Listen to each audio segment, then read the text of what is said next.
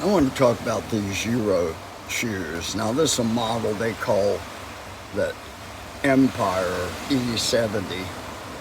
It's got this synthetic material that's knitted. They have a special name for it, but it's just knitted material. And it's breathable. And it's super comfortable. Best shoes I've ever had. I love them. Now these are about 2 years old. There's quite a few miles on them. The toe pads are wearing down some, but there's still wear there. There's almost no wear on the outside of these shoes. They look good. I love lace-ups because you've got infinite points of adjustment on here. You just tie them up. Now, who's racing? Well, if you're racing and you need to tighten up your shoes for the last 200, 300 meters, you're going to want something like that, right? But there were plenty of years before Boa came along and figured that ratchet system where you guys, we had Greg LeMond and Fignon and Merckx and all those guys, and they had lace-up shoes. So what the hell? Make yourself happy, get what you want. But for me, I love the lace-ups. I like the look, I like the feel. And these are just great shoes. They're not heavy. There's one aspect about the Giro shoes that I do not like. And I learned not to like that 6 months after I bought these. These heel pads, that's a replacement set.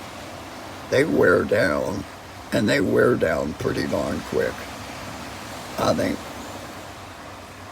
if you get 6 or 8 months out of a set of those, you'll be good. Now, what's the problem with that? You can buy replacements and just screw them on. It's easy. Well, what the fuck? Giro. These are 2 pieces of hard rubber with 4 fucking little screws. I'm sorry. My French is acting up today. They want $25 for that. $25. That's a $5 replacement, Giro. No two ways about it. So that's just crap. Now that's capitalism, pure and simple, and that's American style capitalism. But anyway, so I've replaced these this is the 3rd time in about 2 years. I've still got, there's no more wear there. There's a little bit left here. I'm going to continue to walk on that until it's like this one. Now you can see I have a whole lot more grind in my step on my right foot. That must be my dominant. Anyway, so what's the problem? You just replace them. It's $25, but that's crazy. It's a $5 kit, Giro. Fix it. However, I don't think they're going to fix it. And I'll tell you why. I needed to buy a new set of these heel pads. I saw it coming 3-4 months ago. I said, well, I better get another kit. I looked on every bike website in Asia, in Europe, in America, in the UK. I couldn't find them. They're all out of stock everywhere. So I go on the Giro website, out of stock. I say, well, wait a second. Those shoes aren't cheap. You can't just stop making that. People need it. Now some crafty person ought to be able to make a replacement, I suppose. So I sent Giro a message and I said, guys, I bought these really nice shoes and I really love them. And I want to continue to wear them. But I can't keep wearing them unless I get replacement heel pads. Nowhere are they available. Not even on your website. What gives? Help me out here. So after about 3 or 4 days, I got a message from somebody at Giro, and they said, well, let me see where we can find some for you. And send them to you. What's your mailing address? So I gave them my mailing address in the States,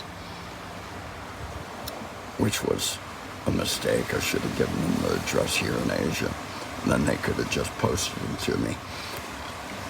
Anyway, I got these in the mail about 2 weeks later. They showed up. Complimentary. Thank you, Giro. That was kind and thoughtful. But I wonder where the supply of these are for the future, because these shoes have a lot of wear in them left. I don't want to have to be thinking about that, Giro. You guys think about it and fix it for us. But that's bull crap. That shouldn't happen. That's just bicycle industry crap that you have to deal with. Giro makes good stuff. And like I say, these shoes are as good as I've ever worn. They're comfortable and they work well and they're lightweight. Yeah. I would not advise you not to get them. If you can get them, get them. They're good. I recommend it. So it's not a knock on the shoe, but it's a knock a little bit on the company. And I'm wondering what they're thinking. So anyway, they sent me this little set, and they even have instructions for torque setting on that. Well, who the hell needs torque setting on that? You just tighten it as tight as you can get it, and that's it. It's never coming off. Anyway, yeah, that's thoughtful, but it'd be more thoughtful, Giro, if you actually made these and sent them to the suppliers all over the world so they can sell us. Anyway, enough of my little ramble and rant. That's the Giro E70 Empire shoe. Wonderful shoe.